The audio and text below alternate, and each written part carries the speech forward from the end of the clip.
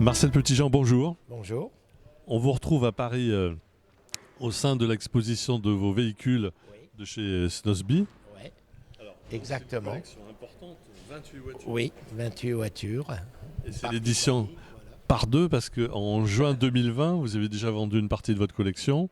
Mais là, à cause du Covid, vous l'avez fait sur le net. Exactement. Et c'était tous les véhicules que j'avais de sport et de prestige, parce qu'il faut toujours avoir un thème en collectionneur, mais c'était toutes les marques de sport de prestige hors Ferrari.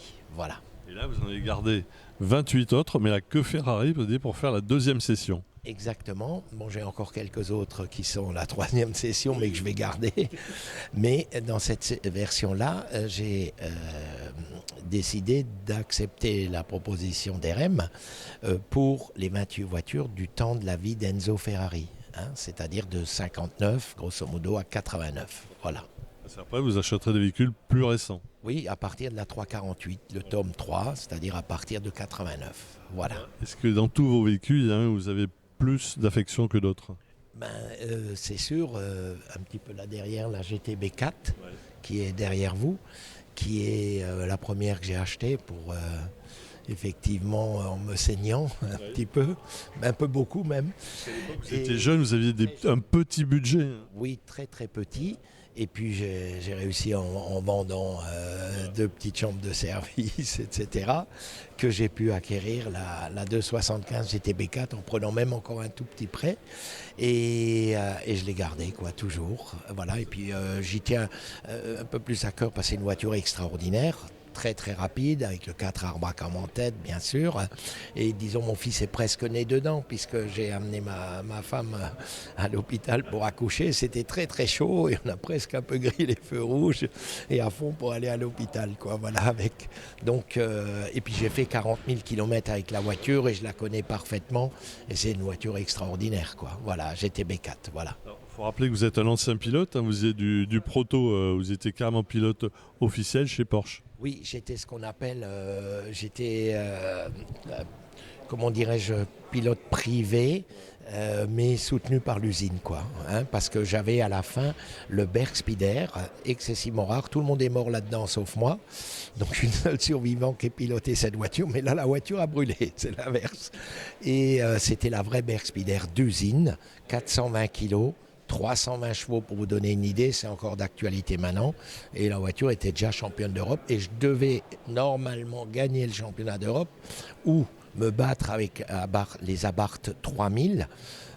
Et ils avaient mis à l'usine un moteur de 2 litres 2 Porsche qui était excessivement puissant. Et donc j'avais vraiment des chances, mais malheureusement elle a brûlé. Voilà. Comme ça que j'ai arrêté. Après je me suis lancé dans différents business tout à fait autres que l'automobile. Et puis dès que j'avais un petit peu de sous, je dirais une année 20 000 francs, une année 30 000 francs, je disais cette année il faut acheter une Murat ou une Lusso parce que sinon je ne pourrais plus l'acheter. Et puis je les ai achetés, puis je les ai gardés. Puis si vous prenez 50 ans et vous prenez 2-3 voitures, voilà, bon, vous arrivez à 150, quoi, voilà. Alors tous vos véhicules, vous avez acheté d'occasion, sauf une Ferrari, c'est la F40. Alors il y a une petite histoire parce que vous aviez le budget à l'époque, vous vouliez l'acheter, mais c'était sur liste d'attente, vous avez une liste impressionnante, et vous avez fait une rencontre avec un des proches d'Enzo Ferrari. Oui, c'est-à-dire M. Tadjoli à l'époque, et c'est grâce à lui que j'ai rencontré au salon de Genève et qu'on a un peu discuté, et que j'avais rencontré aussi à l'époque où j'avais essayé la main Enzo Ferrari à l'usine, en 72 par là, qui se souvenait un petit peu de moi, et j'ai eu beaucoup de chance, et grâce à lui, j'ai pu l'avoir alors que je n'avais aucune chance, puisque j'étais sur une liste d'attente à perte de vue, quoi, disons. Et donc le véhicule a transité par la concession Charles Pozzi. Charles Pozzi à l'époque, exactement, qui était l'importateur à l'époque exclusif, bien sûr, de Ferrari. Voilà. Et donc vous avez pu avoir votre rêve, une F40. Oui, ce qui était exceptionnel pour moi, parce que c'est la première fois que j'avais les sous pour en acheter une neuve, quoi, voilà.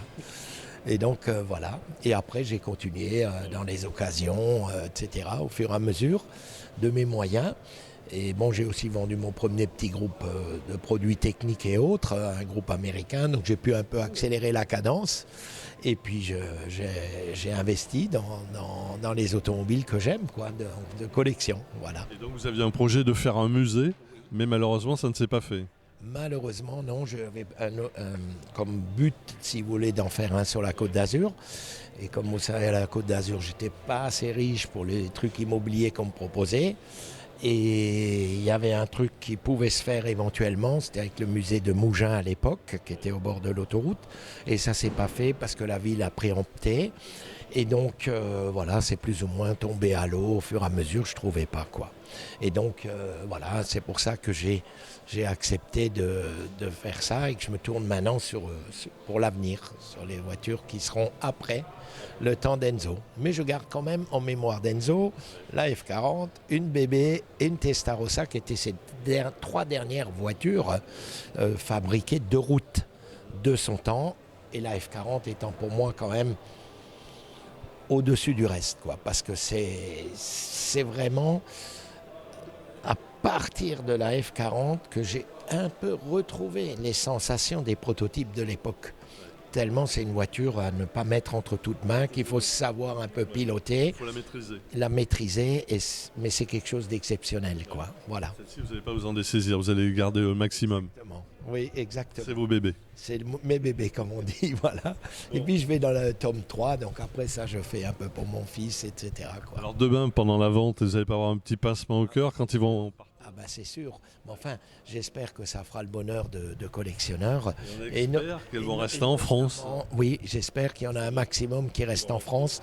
Mais avec RM, comme dit, il y a une quarantaine de pays, d'après les infos que j'ai, qui s'intéressent à ces autos du monde entier, quoi. Alors j'espère que quelques Français arriveront à les acquérir et qu'un maximum reste en France. C'est vraiment mon souhait le plus cher. Mais après...